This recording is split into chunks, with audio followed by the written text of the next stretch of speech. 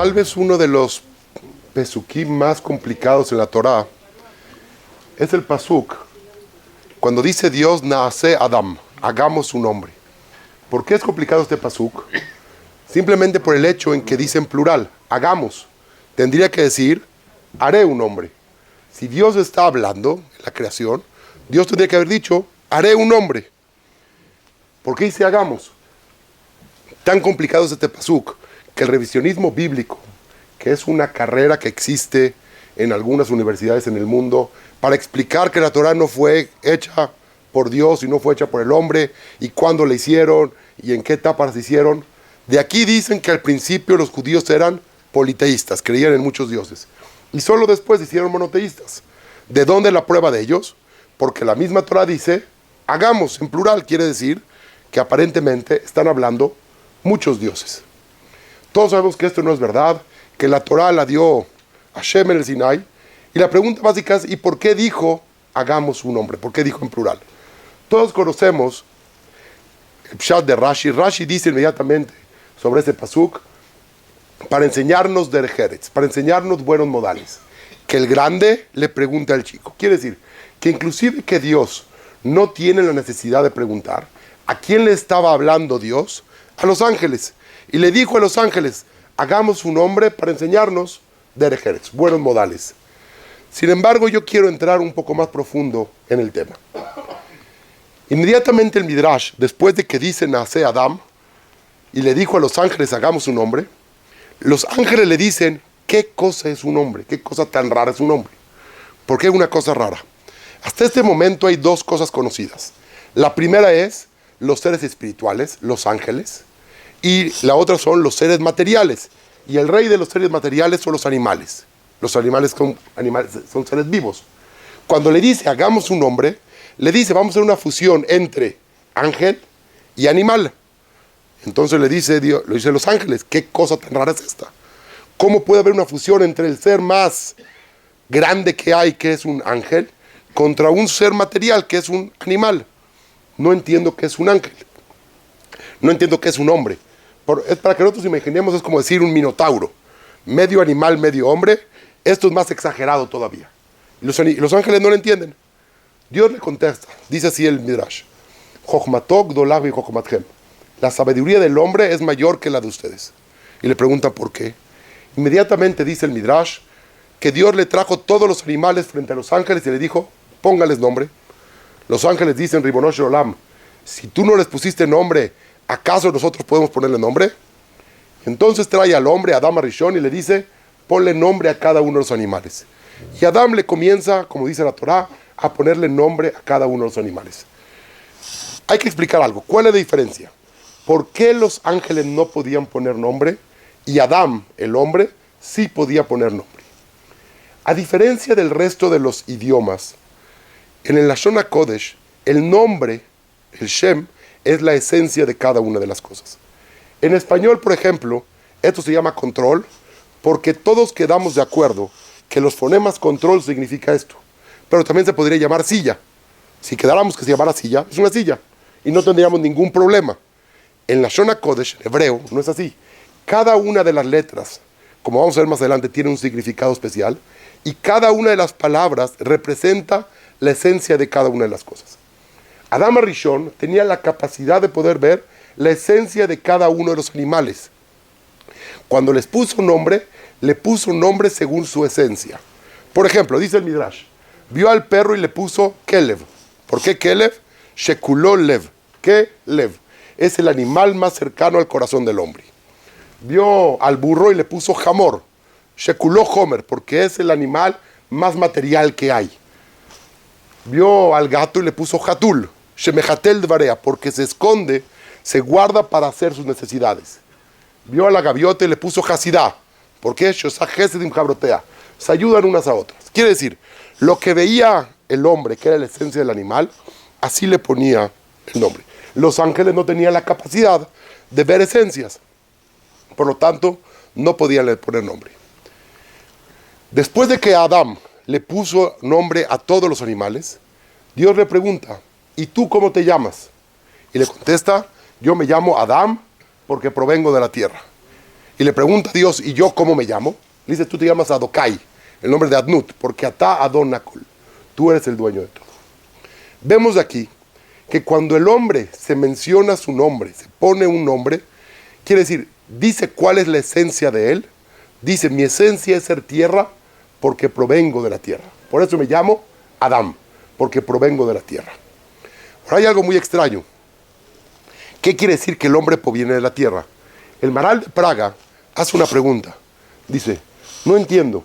Si vemos en la Torá, también las bestias, los animales, fueron creados de la tierra.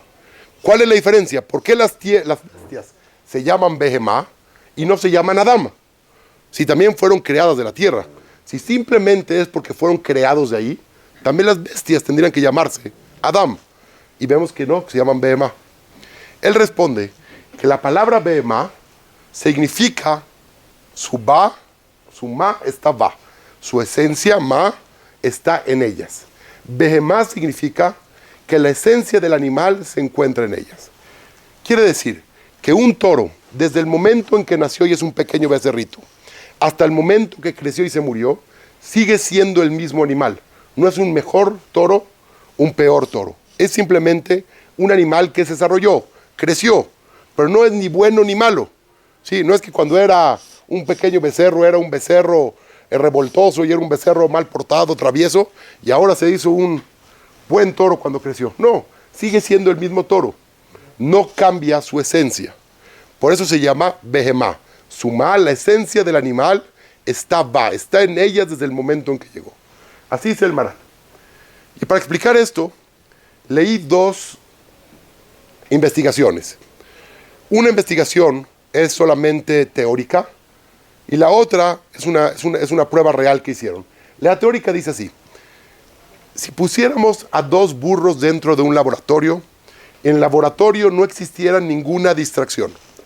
Poníamos a la derecha comida y a la izquierda comida a la misma distancia los dos, el burro en teoría se muere de hambre. ¿Por qué? No tiene poder de decisión si ir a la derecha o ir a la izquierda. ¿Cómo comen los burros? ¿Cómo comen los animales? Pasó el aire, llegó el olor a la comida y fue para allá. Pasó una mosca, volteó para allá y fue a comer al otro lado. Pero no tiene poder de decisión si ir a la derecha o ir a la izquierda. Inclusive si llegó a comer, ya hay comida sana para burros y comida alta en calorías para burros, ¿cuál se come? Por la que sea, no puede decidir cuál de las dos comer. No tiene libre albedrío, no tiene posibilidad de elección. Esto solamente es teórico porque no podemos tener las suficientes características para que esto pase. La otra investigación que leí es muy conocida, se llama la paradoja de los changos. ¿Qué es la paradoja de los changos? Metieron a 100 changos dentro de un laboratorio. Estos 100 changos, todos sabemos que los changos le temen al agua, no les gusta el agua, ¿sí?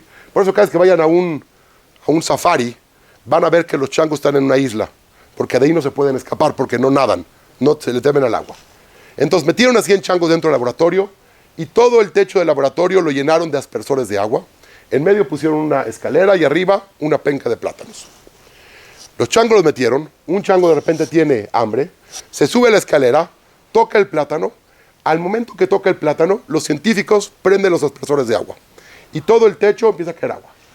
¿Qué hacen los changos? Inmediatamente buscan un lugar para refugiarse.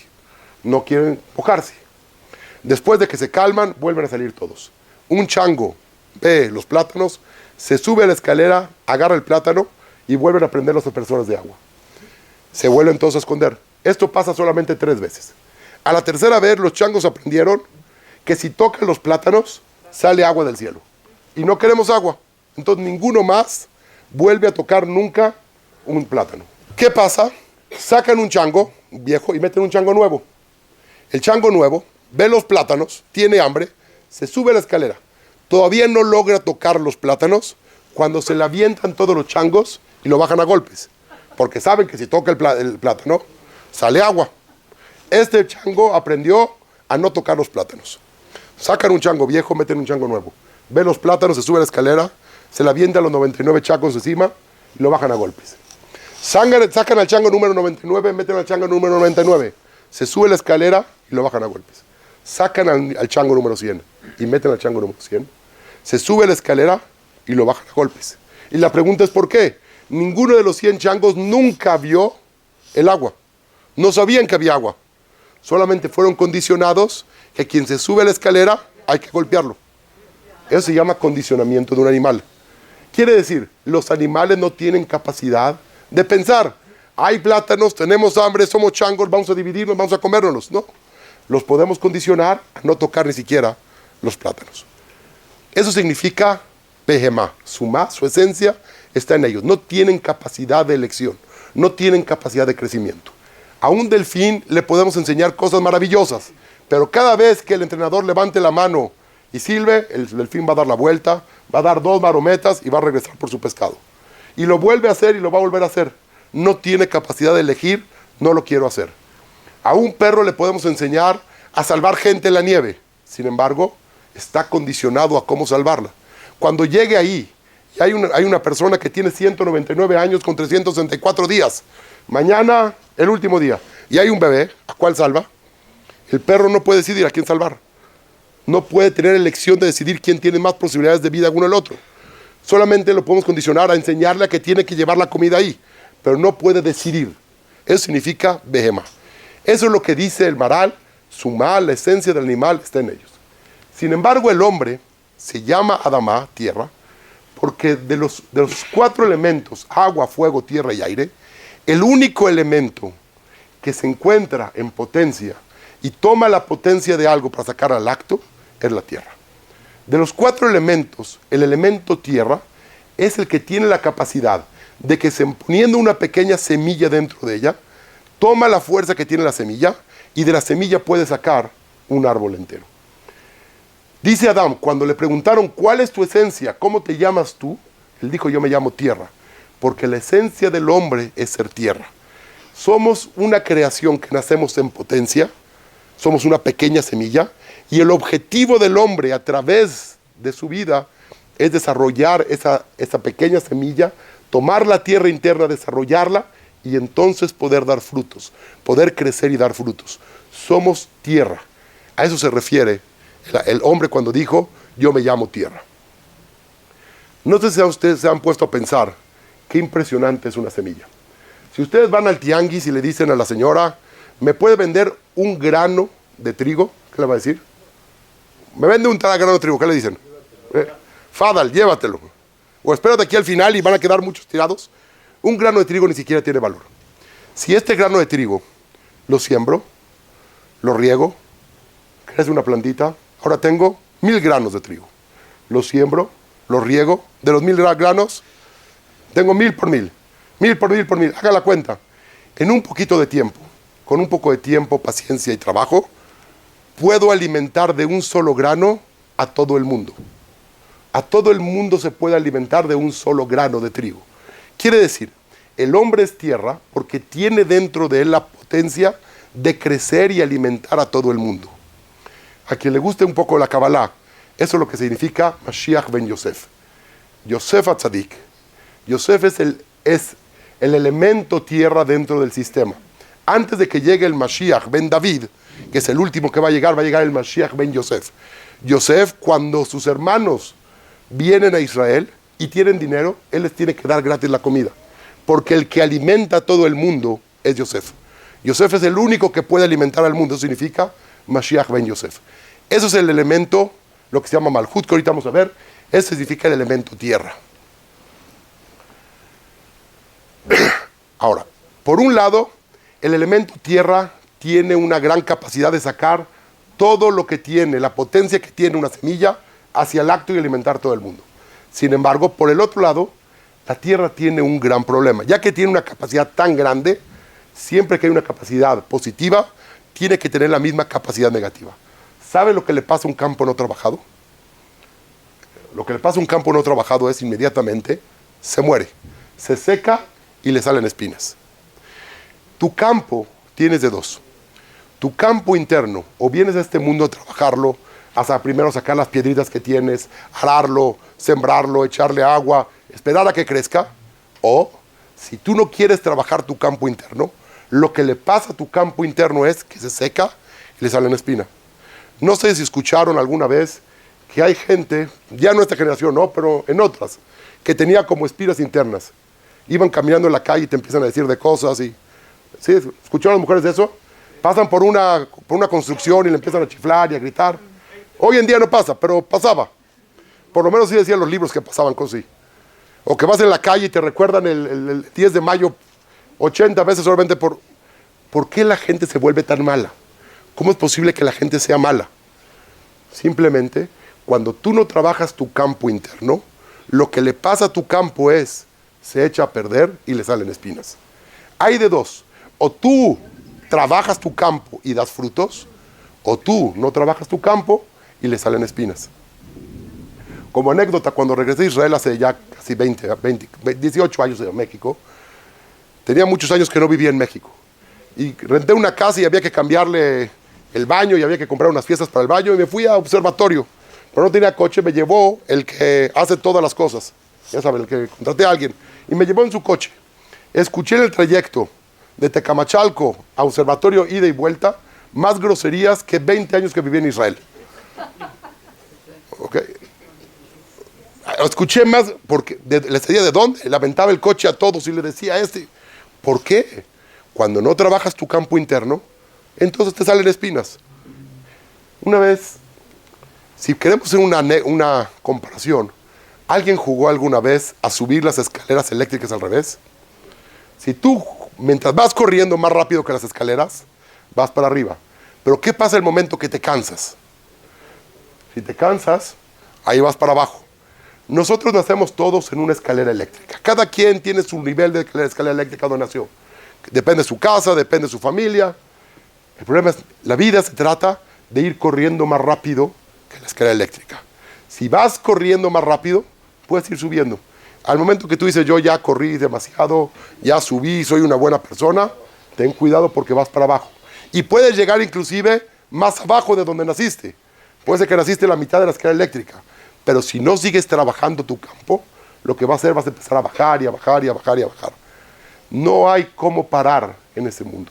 Y eso es lo que significa que somos Adán, provenimos de la tierra. O trabajamos nuestro campo y damos grandes frutos, o no trabajamos nuestro campo y nos volvemos una tierra muerta e infértil.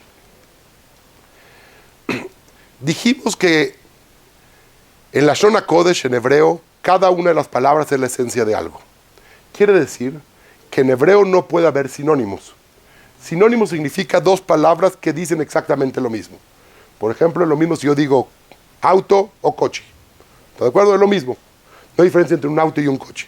En hebreo los sinónimos no pueden existir, porque si cada palabra es una esencia, no pueden existir los sinónimos. ¿Alguien se acuerda cómo se llama el hombre en hebreo? Hay varias palabras para llamar al hombre. Ya dijimos un Adam, Ish, ¿se acuerdan de otra? Geber, muy bien. Adoní es mi señor, ¿no? Geber y Enosh. ¿Ok? ¿Cuál es la diferencia en ellas? Tenemos Adam, Ish, Geber y Enosh. Enosh es, Anashim son hombres, Enosh es una sola persona. Dicen los Jajamim que la palabra Enosh proviene de la palabra Anush. Anush significa necesitado. El hombre cuando nace físicamente necesitado y espiritualmente necesitados. Somos el único ser que cuando nace, si no lo cuida, se muere. Los animales casi inmediatamente cuando nacen son independientes. Casi cuando nacen, caminan, comen solos, vuelan, nadan, no necesitan de nada. El bebé, el hombre, cuando nace, hay que cuidarlo. Somos necesitados. Después de un tiempo, nos convertimos de Enosh en Geber. Geber significa un mitgaber, se sobrepone a sus necesidades básicas. Ya no nada más necesita que lo cambien y deben comer, ya se sobrepone a eso. Hoy en día se le llama Geber, se le llama Boger a los niños que están en la edad de la aborrecencia. ¿Ok?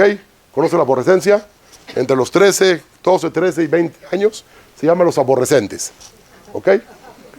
Los aborrecentes están en esta edad, ya se llaman Geber, ¿sí? Son los Bogrim.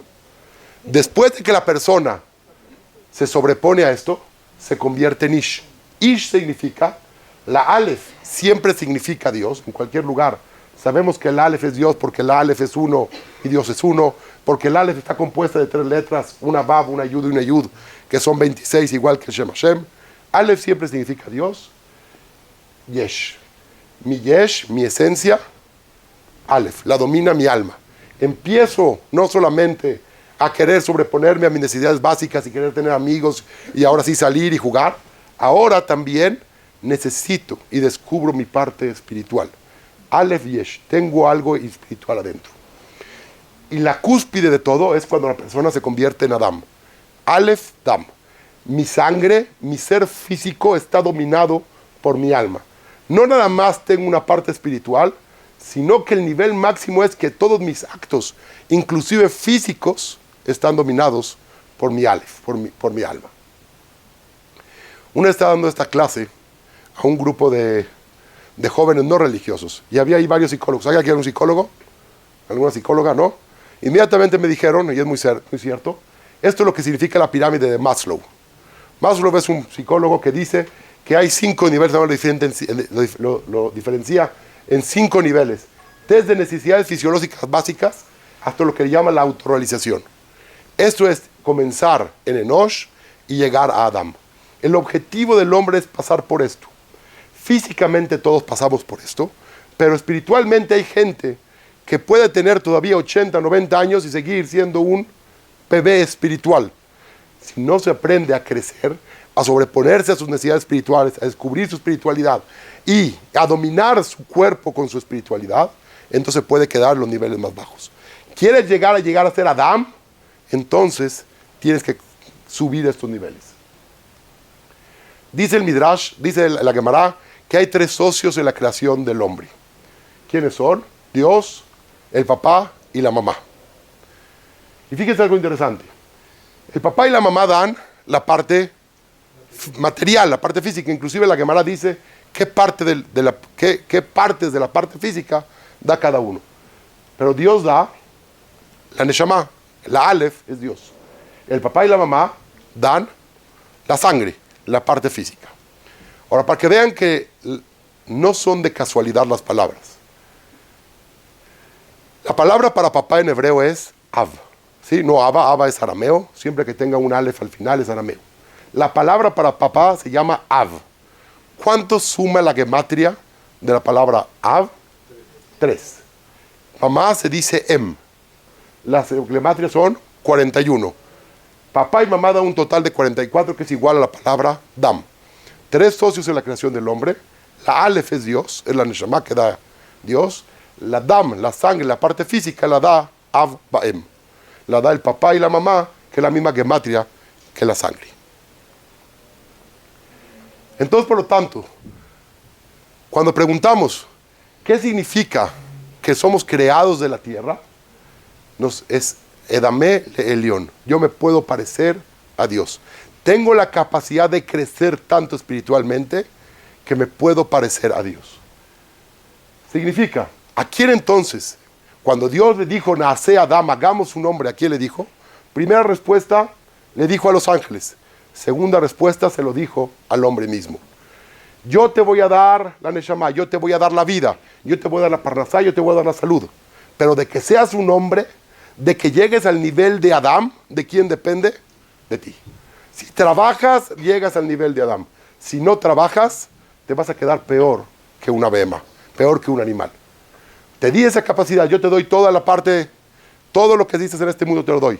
Pero los que somos socios somos nosotros. Esto es, para cualquier ser humano, judío o no judío, tiene que ver con esta parte. Todos tenemos esa parte, esa Neshama, que tenemos que trabajar para ser hombres, para ser Adam. Pero nosotros que somos judíos, ¿cuál es la diferencia? ¿Qué nos diferenciamos nosotros? ¿A dónde entra la diferencia entre lo que pidió al ser humano y a lo que pidió a un yehudí? Entonces la pregunta es, ¿por qué nos llamamos judíos? ¿Alguien sabe por qué nos llamamos judíos? Muy bien. De Judea. Si leemos directamente en un diccionario, dice judíos porque provienen de la tribu de Yehudá, de Judá. Y la verdad es esa, la mayor parte de la gente que estamos aquí pertenecemos a la tribu de Yehudá. Unos cuantos pertenecen a la tribu de Benjamín, que se fusionó con la tribu de Yehudá cuando casi es exterminada, y unos cuantos a la tribu de Leví, aquellos son Kohanim o Levim. Sin embargo, vemos muchas veces en el Tanaj que le llaman a todo Am Israel Yehudim. Cada una de las tribus tenía su nombre. Los de Yehudá se llaman Yehudim, los de Zbulún se llaman Zbulunim, los de Binyamin se llaman Yeminim, cada uno. Pero vemos que le llaman a todo Am Israel Yehudim. O sea, aquellos son Kohanim hoy en día, o Levim. Está mal que le digamos Yehudim, ellos son Levim. Pero le llamamos Yehudim. Pero en la Torah también pasa. Por ejemplo, no les voy a dar muchos ejemplos para que no se aburran, y no es una clase de Tanaje de la escuela, pero hay uno que dice a Yehudim Asher Galú le Babel, los Yehudim que fueron a Babel y fueron 10 de las tribus.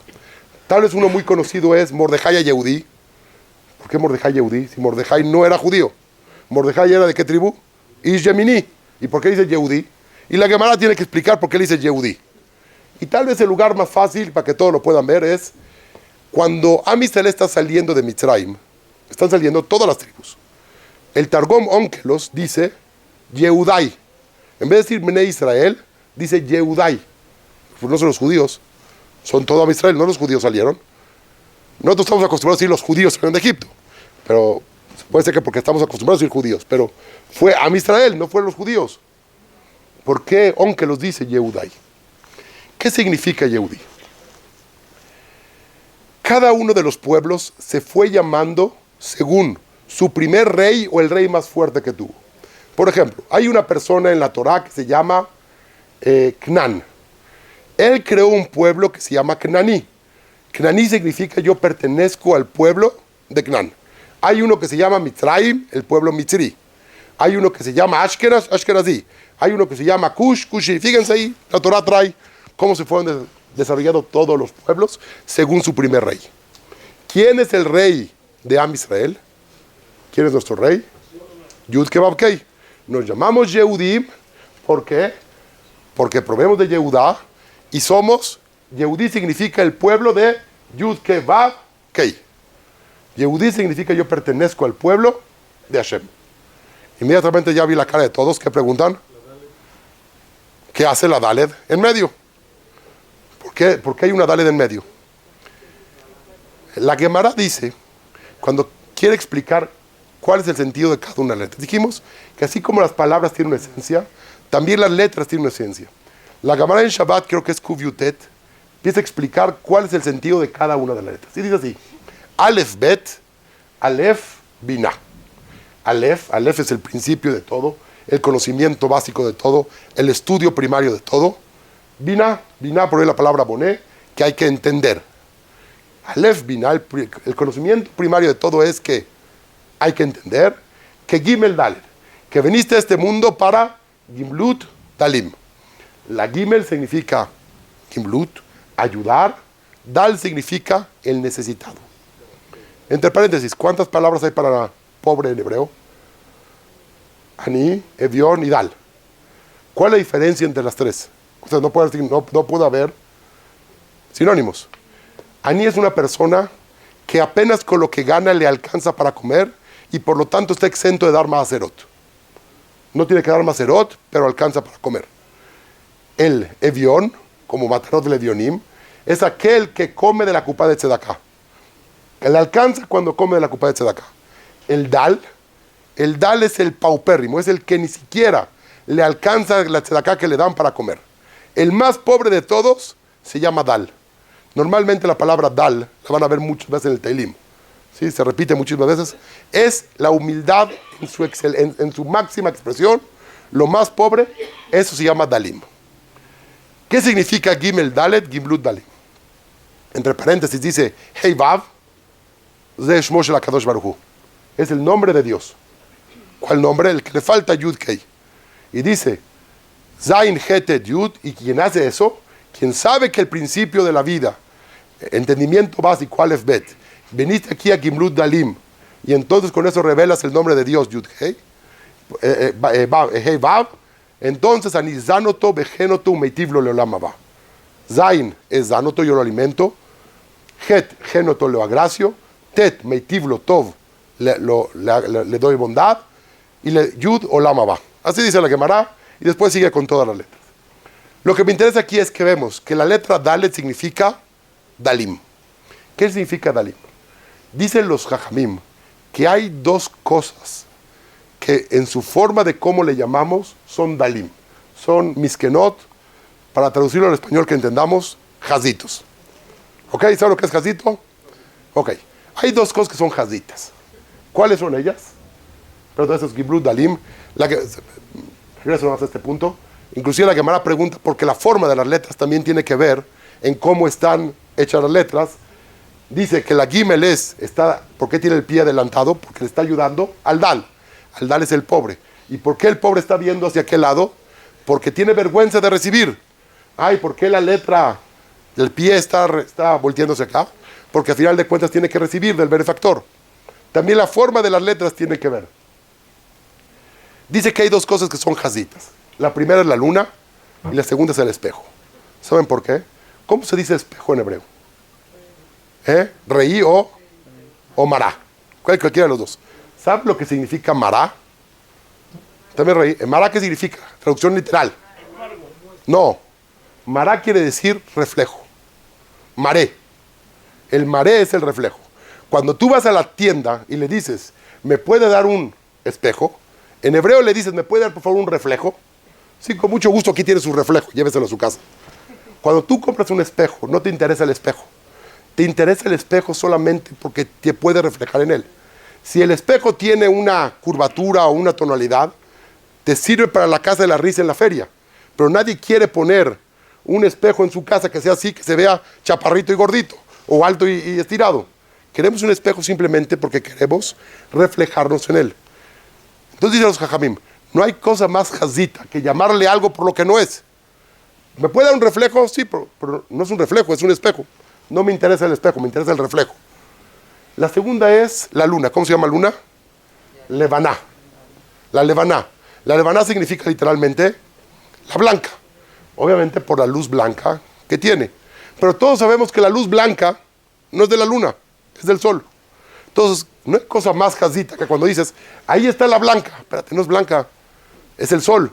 No, a mí no me interesa la luna, solamente por la luz blanca que emana. Porque así puedo saber en qué momento del mes estoy. Para eso me interesa la luna. Saber si es Rosh Hodesh, o es en mitad del Hodesh, o estamos terminando el Hodesh. Entonces, yo solamente le llamo a la luna por aquello que se refleja.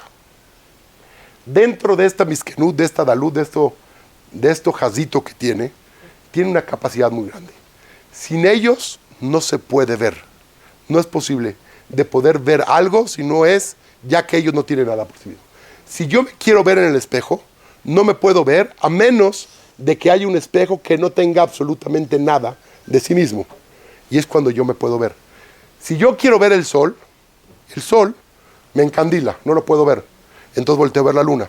Una vez le pregunté a mis hijos, era Shabbat, en la noche les pregunté, ¿cómo saben ustedes que cuando Hashem mete el sol, no les aparece y en la mañana lo vuelve a aparecer por el otro lado? Me contestan, porque ahorita es de día en China. Le dije, ¿cómo sabes? Me dice, hablamos por teléfono. Le dije, no puedes, es Shabbat. ¿Cómo sabes que Hashem no desapareció el sol y lo metió en el otro lado? ¿Cómo saben? Muy fácil. Sal afuera, ve la luna. Si la luna está iluminada, quiere decir que hay sol. El sol sigue existiendo porque hay luna iluminada. A mí me interesa la luna solamente por la iluminación. Y no hay cosa más jazita. Quiere decir, estos dos elementos, ya que por sí mismos no tienen ningún valor, no sirven de nada, tienen la capacidad de poder mostrar algo de fuera de ellos. Otra vez, quien le guste la Kabbalah, es lo que se llama la séptima sefirá del corazón, que se llama Malhut. ¿Sí? ¿Conocen las sefirot? Las sefirot son desde Gesed hasta Malhut, Leja Hashem Agdulá, Beagulá, Betiferet, Benet, Beod, Kikol Bashabai Baretz Ges Yesod, Ki Leja Hashem Amemblajá. Malhut. Malhut es la séptima sefirá, que es la que es capaz de sacar Minakoach el Apoal, de la fuerza al acto, el resto de las 6 sefirot. ¿Sí? Eso es lo que tienen capacidad de hacer estos elementos. ¿Por qué nos llamamos Yehudim? ¿Qué significa? ¿Por qué yo soy un Yehudí? Yehudí significa que yo soy capaz de reflejar a Dios en el mundo. Dios es algo que ya no se puede ver en este mundo. Dios está oculto en el mundo. ¿Quién es quien vino a revelar a Dios en el mundo? ¿Quién es la luna con respecto a Dios? ¿Quién es el espejo con respecto a Dios? El Yehudí.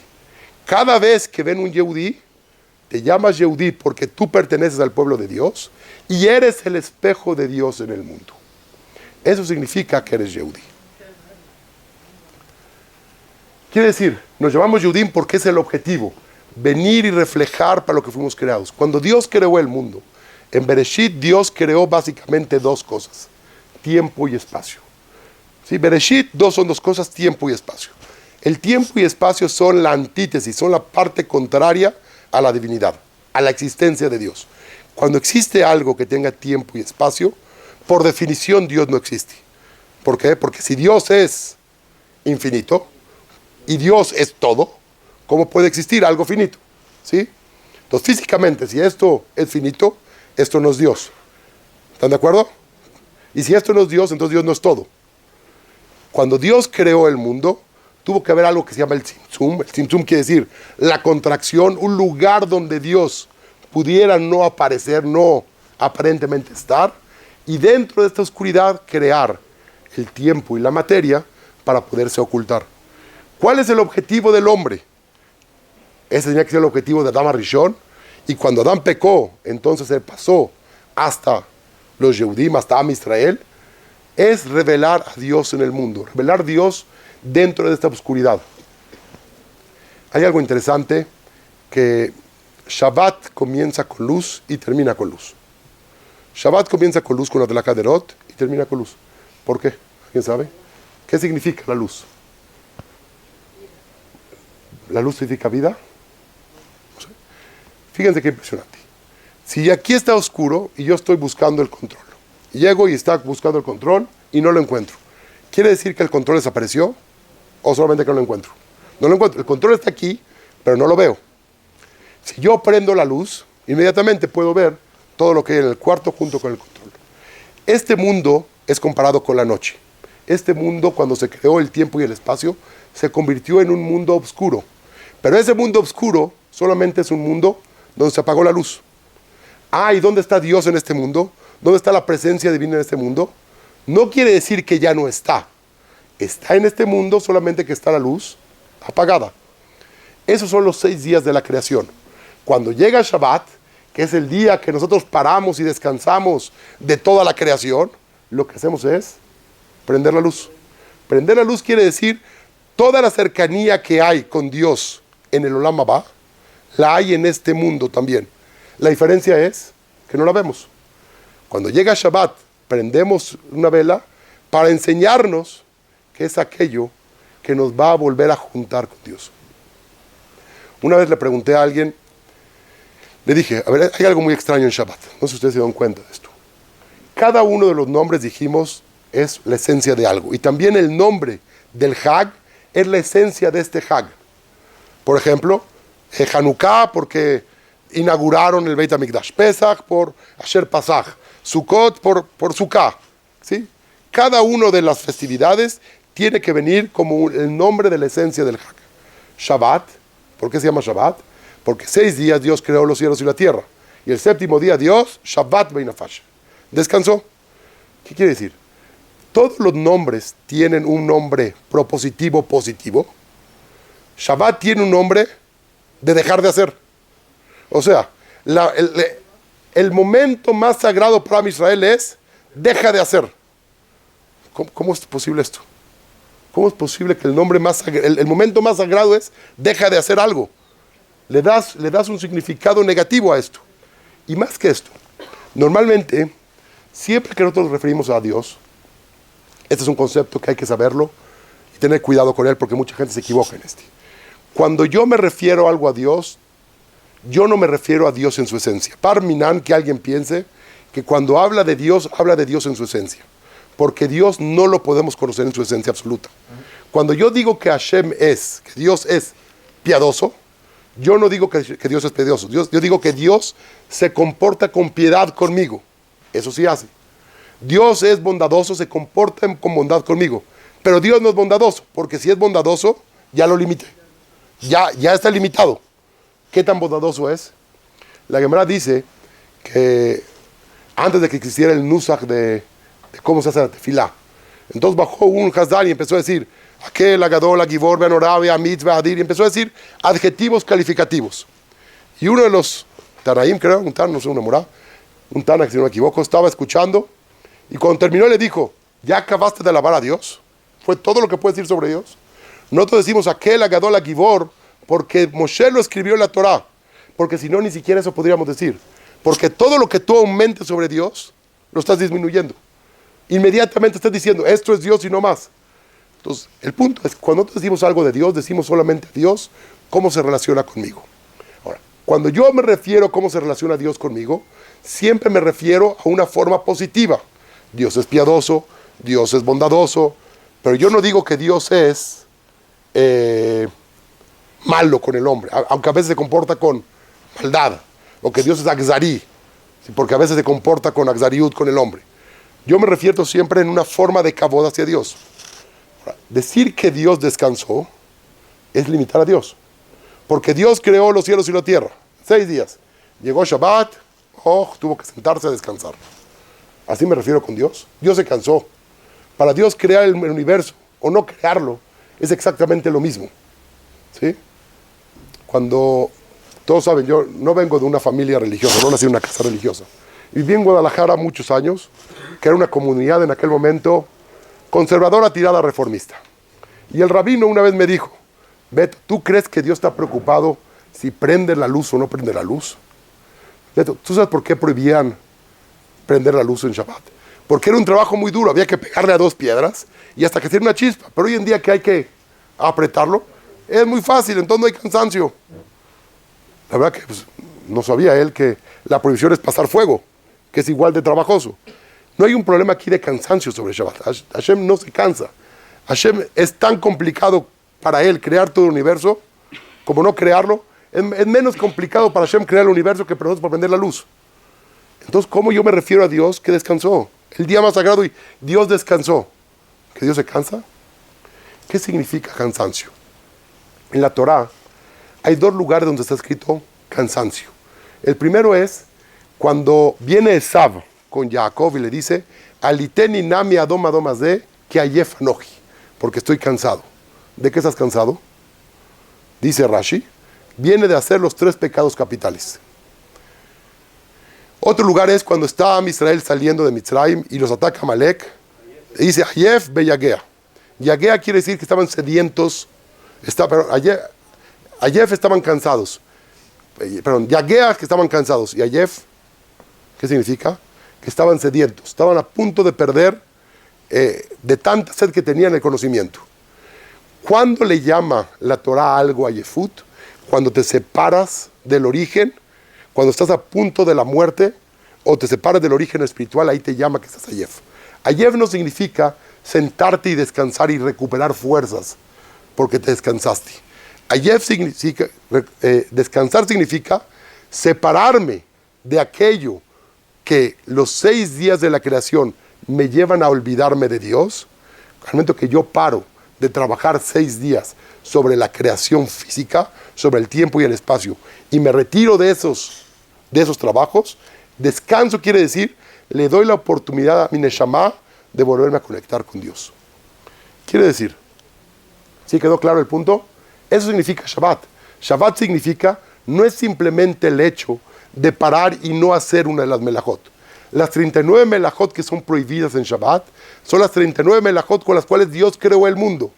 Con las cuales creó el mundo, los 6 días de Bereshit, la posibilidad de que el hombre se separe de Dios, que el mundo está oculto. Lo que hacemos es, dejo de trabajar sobre esos 39 melajot y entonces me vuelvo a conectar con el origen de la vida. Por lo tanto, decir Shabbat no es simplemente un término negativo, dejar de hacer, es al contrario, es dejar de hacer para comenzar a hacer una conexión con Dios. Eso significa Shabbat. ¿Y cuál es la función entonces de Am Israel? Es la misma, es poder reconocer dentro de este mundo a Dios. Somos nosotros el espejo de Dios. Y con eso podemos encontrar y entender unas alajot que son muy raras. Hay unos alajot que yo no entendía. Sobre todas las averot que una persona puede hacer, hay un tipo de capará. Sin embargo, hay una sobre una, no hay capará. Se llama Hilul Hashem. ¿Por qué? Tú veniste a este mundo a revelar a Hashem en el mundo. ¿Y qué haces? Lo contrario. Cuando un Yehudí hace algo incorrecto, no dicen los goyim, un judío X hizo algo malo. Los judíos hacen algo malo y por lo tanto, ¿quién hace algo malo? Dios. Si yo me meto en la fila, y imagino y toda la gente está formadita para meterse a la vuelta y yo agarro por el ladito y me voy. ¿Por qué se llama Hilul Hashem? ¿Qué dice? Si un judío se mete en la fila, entonces Dios se mete en la fila. Inmediatamente lo que voltea a ver todo el mundo es, ¿qué hace un judío? Inmediatamente judíos. No es de casualidad que todo el mundo nos voltea a ver. Pregúntele a cualquier persona en la calle. Aquí en Polanco ni les cuento. ¿Cuántos judíos hay en el mundo? O sea, cuando tú dices somos 15 millones en el mundo, dice 15 millones en Polanco. En Polanco hay 15 millones. ¿Ok? Somos que 40,000 judíos en la Ciudad de México contra 22 millones. Pero pregúntate cuántos hay. Todo el mundo los voltea a ver. Vean los periódicos. Todo el mundo habla, judíos, Israel, lo que hagamos. ¿Por qué? Todo el mundo está buscando la espiritualidad. Todo el mundo está buscando a Dios. ¿Dónde la buscas? Hay un pueblo yehudí, son los representantes de Dios en el mundo. Son el espejo. Yo los veo, que es lo que ellos hacen. Eso se llama, cuando hace alguien Hilul Hashem, no tiene capará. ¿Por qué? Porque veniste tú a hacer exactamente lo opuesto. Veniste a revelar a Dios en el mundo. ¿Qué haces? Lo contrario. Para terminar, una halajá que yo no había entendido mucho tiempo. Hay una halajá, como dijimos, Shabbat entra con luz y Shabbat sale con luz. La última luz de Shabbat es Abdalá. Abdalá tiene 4 brajot. La primera es Boré Pri Hagefen, son como cualquiera de las brajot, mitzvot que hacemos sobre el vino. La segunda es Boré Pnei Besamim, por la Neshama Yetrak se va. La tercera es Boré Meoreh Ha'esh y la cuarta es Amartiv Ben Kodesh Echol, por la separación entre lo profano y lo santo. La tercera braja que es Boré Moresh. ¿Por qué la hacemos en Motzei Shabbat? ¿Alguien sabe? ¿Por qué en Motzei Shabbat hacemos Boré Moresh y no hacemos en Motzei Yom Tov? Muy bien. El hombre fue creado el día 6 de la creación, un poquito antes de Shabbat. El hombre pecó antes de Shabbat. Tenía que ser corrido del Gan Eden el mismo viernes. Shabbat dijo, no empieces conmigo, déjalo en Shabbat al hombre en el Gan Eden y Motzei Shabbat no corres. Cuando estabas, a pesar de que ya había día y noche, dentro del Gan Eden había algo que se llama la luz primordial, el Ora Ganus.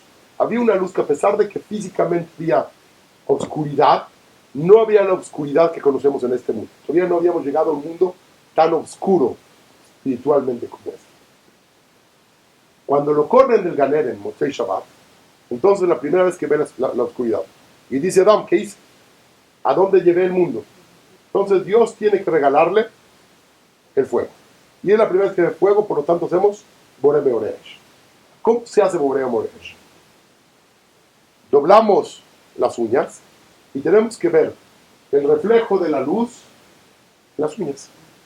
Y ver la oscuridad, la luz aquí y la oscuridad adentro.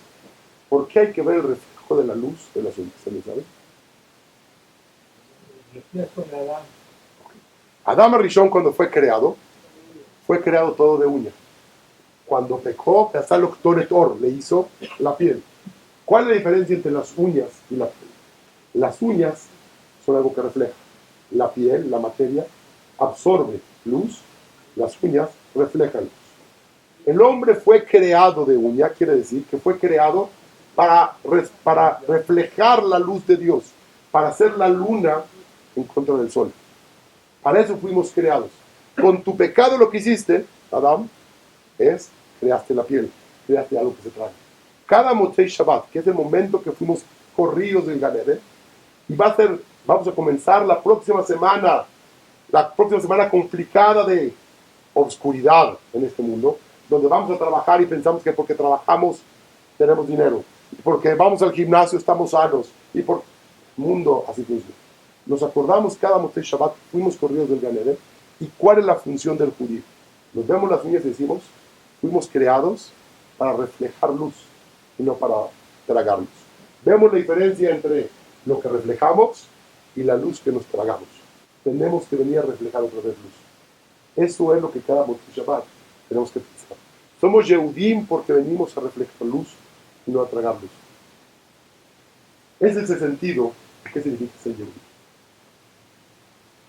Y con esto podemos entender el Midrash, que es donde continúa, que cuando los malajim, después de que crearon al hombre y discutieron con Dios, lo creamos, no lo creamos, dice que lo crearon al hombre, separaron los malajim, vieron al hombre, lo señalaron y dijeron, Kadosh, Kadosh, Kadosh, Hashem Tzvakot Melokol Ha'etzkebod. ¿Cómo es posible? Pensaron que el hombre era Dios. Si acaban de discutir, ¿cómo se van a equivocar? Al momento que vieron a Adán, en su plenitud, vieron a Dios, vieron el reflejo de Dios. Es lo mismo, este es Dios. Eso significa, Yehudí tiene esa capacidad de Kedusha. El Tzelem Elohim significa que tenemos la capacidad de reflejar realmente a Dios. Un Yehudí, cuando se comporta como Yehudí, es realmente el reflejo de Dios. Y eso es lo que hacemos cada noche. ¿Sabes qué fue lo que vimos rápidamente para recapitular desde el principio? ¿Por qué nos llamamos Adán? Porque provenimos de la tierra. El hombre fuimos creados en esencia tierra, porque fuimos creados en potencia. Y el objetivo es tomar esa tierra interna que tenemos, desarrollarla y poder dar frutos. La persona que no crea que tiene que dar frutos, entonces lo que le va a pasar es, cada vez se va a bajar más y se va a convertir en una persona espinosa.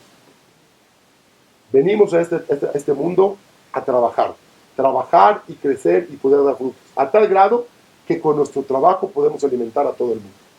¿Y por qué nos llamamos Yehudim? Porque provenimos, somos el pueblo Yud-Kei, y venimos a reflejar a Dios en nuestros actos. Cada vez el objetivo, la misión de Yehudí, cuando alguien te pregunte cuál es la misión de un Yehudí, es reflejar a Dios en el mundo. Que a través de mis actos vean que Dios existe.